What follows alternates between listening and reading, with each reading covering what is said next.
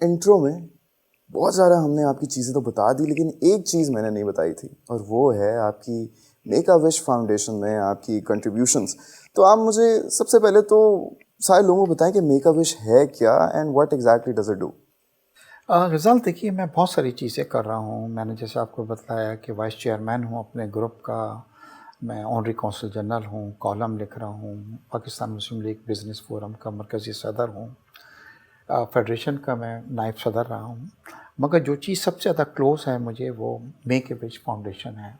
ये एक इंटरनेशनल इदारा है जो दुनिया के 55 कंट्रीज़ में है, और वो बच्चे जो क्रिटिकल इल होते हैं या टर्मिनल इल होते हैं, उनकी जी जो भी एक लास्ट विश होती है उसको ये पूरा करता है। मैं इस इदारे का जो हूँ बानी सदर हूँ पाकिस्तान के लिए, और सीईओ भी हूँ, और इस इदारे को मैं पाकिस्तान लेके आया हूँ। और अब तक हम जब से इस इदारा को कोई 20,000 से ज़्यादा बच्चों की आखिरी ख्वाहिशात हम पूरी कर चुके हैं। इनमें से कई बच्चे आज हमारे दरमियान नहीं हैं, मगर हमें खुशी यह है कि बच्चे दुनिया से रुखसत होते हुए अपने चेहरे पे एक मुस्कुराहट लेके गए, और वो मुस्कुराहट उनकी मोस्ट चेरिश विश की पूरी होने की थी, जो इस इदारे ने उनकी पूरी की। सर, मुझे पता है कि बड़ा मुश्किल होगा, लेकिन क्या आप उस फीलिंग को एक्सप्लेन कर सकते हैं कि जब आप किसी ऐसे बच्चे के चेहरे पे मुस्कुराहट लाएं। अग़ज़ाल, आपने बिल्कुल सही कहा। शुरू में तो मेरा ये था कि मैं रात को सो नहीं पाता था। मैं कभी नहीं भूलूँगा कि एक बच्चे की ख्वाहिश थी ईद के ऊपर कि उसको एक नया जोड़ा और जूते चाहिए थे, और हमने उसकी शॉपिंग कराई, और वो उसकी डेथ हो गई। इसी तरह एक बच्चे की ख्वाहिश थी, इसको उसको एक टीवी चाहिए था अपने घर के लिए, वो हमने दिया। तो एक दिन उसका बाप वो टीवी लेके वापस आ गया और कहता है, सर मेरे बच्चे की डेथ हो गई। तो शुरू में हमारे लिए बहुत डिफ़िकल्ट था, बट पूरी दुनिया में ये है कि ये इदारा उन्हीं बच्चों को कैटर करता है जो क्रिटिकली इल होते हैं। इसका देखिए, इसका मिशन ये है पाकिस्तान में कि विश का कि कोई पाकिस्तानी बच्चा इस दुनिया से उसकी ख्वाहिश के बगैर रुखसत नहीं, उसकी ख्वाहिश पूरी हो जाए। देखिए, एक हेल्दी बच्चा है, उसके लिए तो पूरी दुनिया पड़ी है। हम्म। वो बड़ा होगा, जाके कोई अच्छा जॉब कर लेगा, घड़ी की ख्वाहिश है, घड़ी उसको मिल जाएगी, मोटरसाइकिल की ख्वाहिश है, कार की है, ट्रैवल की है, सब कुछ है। But He has a lot there of are time. Children जो है लिमिटेड स्पैन ऑफ लाइफ है। 2 साल होगा, 1 साल होगा, अल्लाह मियाँ उनको ज़्यादा उम्र दें, बट हमें नहीं मालूम होता। अब एक ख्वाहिश जो उसके वालिदैन उसकी पूरी नहीं कर सके, तो हाउ सैड। देखिए, हम अपने बच्चों की जो ख्वाहिशात हैं उनको पूरा करना अपना फ़र्ज़ महसूस करते हैं।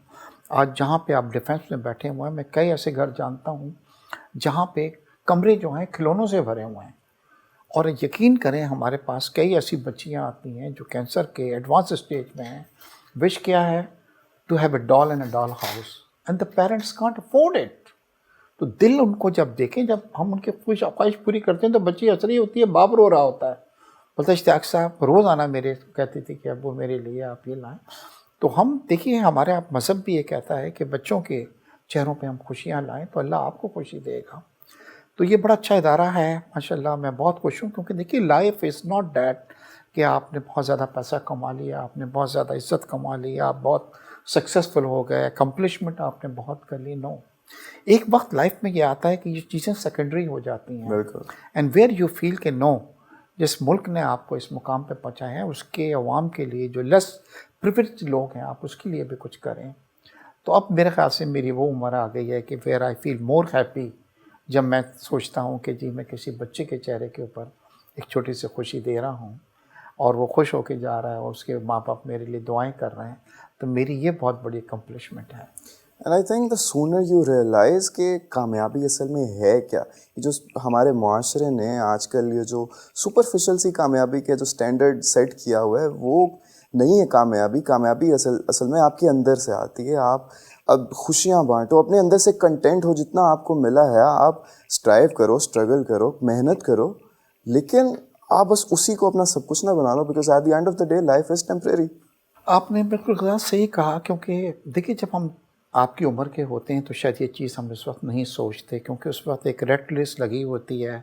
मैंने उससे बड़ा एंकर बनना है, मुझे उससे बड़ा बिजनेसमैन बनना है, मुझे उससे बड़ा अच्छा स्टार एक बनना है। रेस है, बस सब हमारी भाग रहे हैं। पूरी ज़िंदगी इसी में हम गुजार देते हैं, बट एट वन स्टेज ये सब चीज़ें जब आपको हासिल हो जाती हैं, यू फील कि यार मादी आपने हर चीज़ पा ली है, वाई इनसाइड आप अभी खुश नहीं हैं। बस तो फिर जब आप उसकी तलाश में निकलते हैं, तो आप सोचते हैं कि दूसरों के लिए अगर आप कुछ करेंगे और यही हमारा मज़हब भी कहता है करें, तो फिर आपको जो खुशी होती है आप यकीन करें दैट इज़ अनबिलीवेबल। रात को जब मैं कोई सी बच्चे की ख्वाहिश पूरी करके आके जब लेटता हूँ, तो I feel good, I feel कि मैंने कोई चीज़ डिलीवर की है, कोई खुशी किसी के चेहरे पे लाया हूँ।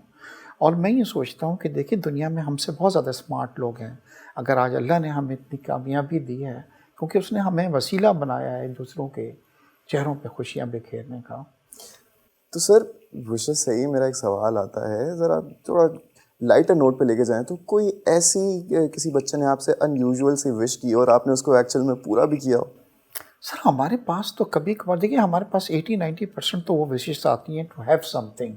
मीन्स कोई मटेरियल चीज़ चाहिए होती है, किसी को साइकिल चाहिए, किसी को गुड़िया चाहिए, किसी को आज ही मेरे पास मैनेजर जो आई थी उनके फ़ोन आए कि सर किसी को टेलीफ़ोन बहुत कॉमन हो गई है कि हमें जी टेलीफ़ोन चाहिए, हमें टेलीविज़न चाहिए क्योंकि हम घर में हमारे टेलीविज़न नहीं है। इसी तरह कुछ की ट्रैवलिंग की लेकिन होती कोई है। ऐसी विश जिसने आपको हैरान कर दिया हो? सर कुछ अरसे पहले कुछ एक विश आई थी कि कुछ बच्चे हमारे 3 थे, कैंसर में मुब्तला थे और वो wanted to meet Salman Khan ji. फिर आप मेरा कांटेक्ट हुआ उनसे, मैं उन बच्चों को लेके गया एंड सलमान खान का I will tell you one thing कि आप लोग सलमान खान को जानते होंगे कि एक बहुत बड़ा स्टार है, but he is a good human being also. जब मेरी उससे बात हुई और मैंने उसको ये कहा कि 3 बच्चों को, उसने भी एक साहब मुझसे मत पूछें, टेल मी कब इन बच्चों को आ सकते हैं, और उसने हमें दिया, अपने घर इनवाइट किया, सब कुछ किया। और बातों बातों में उसने मुझे बताया कि उसकी टोटल इनकम का 75% वो चैरिटी के वक्त पे खर्च करता तो है। उनका जो बीइंग ह्यूमन है। बीइंग ह्यूमन उनकी एक अपनी ऑर्गेनाइजेशन है और 75% उसमें जाते हैं। तो कहने का ये मकसद है कि हर बड़ा आदमी एक सक्सेसफुल होने के बाद वो सोचता है कि मैं कम्युनिटी के लिए कुछ करूं, सोशल वेलफेयर के लिए कुछ करूं, ताकि उससे उसको वो खुशी नसीब होती है। कुछ दिनों पहले जी WWF का चैम्पियन एक बच्चे का था जो बड़ा ये कार की रेस को देखा करता था, उसकी हमने विश पूरी की, दुबई में उसको लेके गए। जो WWF का जो चैम्पियन है उससे, सॉरी वो जो होती है ये कार की रेस होती है फार्मूला, उससे मिलवाया। फिर WWF का एक है जॉन सेना करके जी, उससे बच्चा मिला, मलाला यूसुफ़ज़ई से था। पाकिस्तान की तमाम सेलिब्रिटीज़ होती हैं, सब कुछ होती हैं।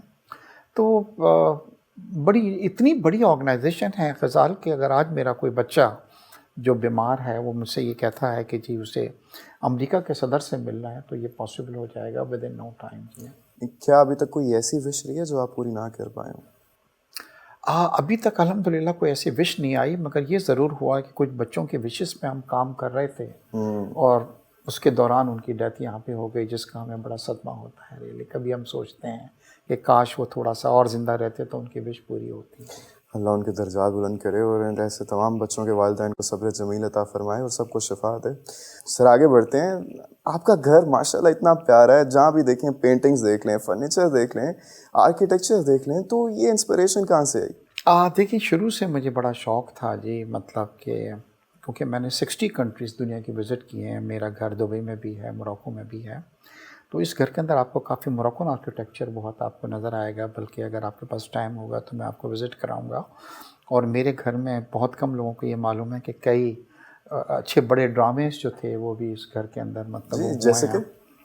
हम मुझे फ्रैंकली नाम उनके याद नहीं अच्छा। है, बट हुमायूं का ड्रामा है, आयज़ा खान वगैरह हैं ये वो। तो असल में मैं इतने ड्रामे देखता नहीं, मुझे याद नहीं है, मगर आप अगर जाएंगे तो देखेंगे कि बहुत ड्रामे मेरे घर के ऊपर यहाँ पे शूट हुए हैं।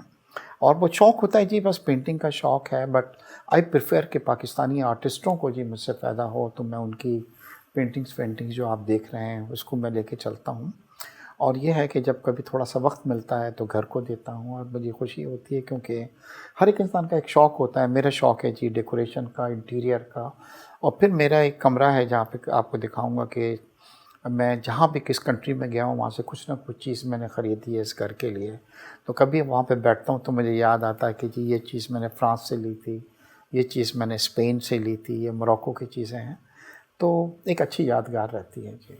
तो मैं कहता हूँ इसी बात पे विदाउट वेस्टिंग एनी टाइम हम जाके वो कमरा देखते हैं और देखते हैं क्या क्या चीज़ें ली आपने। हाँ जी, मैं ज़रूर इंशाल्लाह आपको लेके चलता हूँ। मैं आपको थोड़ा-सा मोरक्कन पोर्शन भी दिखाना चाहता हूँ।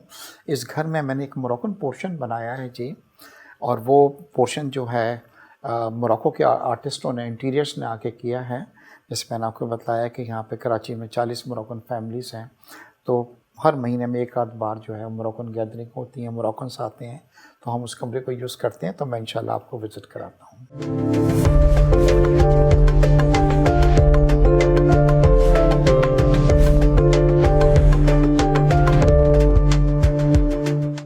तो सर घर तो वाकई माशाल्लाह आपका बहुत खूबसूरत है। तो मुझे ये बताइए कि इसकी कंस्ट्रक्शन कब हुई थी? सर मुझे यहाँ पे मूव हुए तकरीबन 5 इयर्स हो गए हैं जी, मतलब मैंने टुक मी अराउंड 4-5 इयर्स इसको कंप्लीट करने में, क्योंकि it's a very big house. और फिर मैं थोड़ा सा हर डिटेल में बहुत ज़्यादा गया हूँ, तो 5 साल लगे हैं इसको कंप्लीट होने में। एंड मुझे यहाँ पे मूव 5 इयर्स हो गए हैं जी, मतलब। सर अगर आप ज़्यादा डिटेल में ना जाना चाहें, अगर कोई एस्टिमेट ही दे दें हमें, तो कॉस्ट कितनी लग गई होगी? सर मेरे ख्याल से काफ़ी, मतलब हाँ चले रहने देते हैं। चलें, उम्मीद करता हूँ आप सबको आज की एपिसोड देख के बड़ा मज़ा आया। मुझे तो सर बहुत मज़ा आया आपसे बात करके। It was pleasure having you on our show. Thank you. और सर जाते जाते उससे कोई मैसेज, कोई advice for all the young people watching? बच्चे ये आप लोगों के लिए है कि यंग पीपल के लिए, please don't go for the shortcut, go for the long route जी। मेहनत करें, मतलब उससे नहीं घबराएं। और जब सब चीज़ अचीव कर लें तो do something for the society और the less privilege one also. Thank you.